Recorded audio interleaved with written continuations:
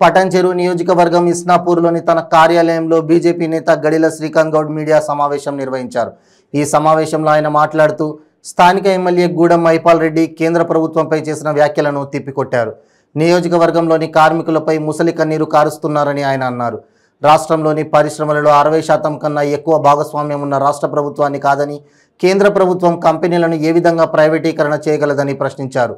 పూర్తిగా అవగాహన లేనప్పుడు కేంద్ర ప్రభుత్వాన్ని విమర్శించే స్థాయి మీది కాదని ఆయన అన్నారు.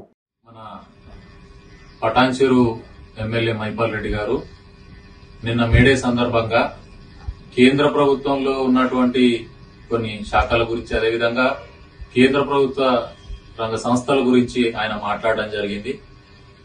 కార్మికులపైన మొసలి కన్నీరు గార్చుకుంటా ఎమ్మెల్యే గారు, మీకు ఏ కేంద్ర ప్రభుత్వంలో ఉన్నటువంటి సంస్థ ఏ రకంగా పనిచేస్తుందో కనీసం అవగాహన లేకుండా మీరు మాట్లాడడం హాస్యాస్పదం.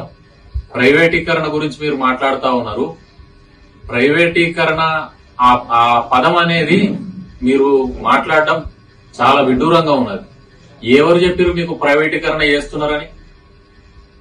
మీరు ఇంతకు ముందు కూడా అట్లనే కేంద్ర ప్రభుత్వం మీద బురద జల్లే ప్రయత్నం చేశారు. సింగరేణిని అమ్మేస్తున్నారు అని చెప్పి. 60% కంటే ఎక్కువ భాగస్వామ్యం ఉన్న రాష్ట్ర ప్రభుత్వాన్ని కాదని కేంద్ర ప్రభుత్వం సింగరేణిని అమ్మే అవకాశం ఉంటుందా?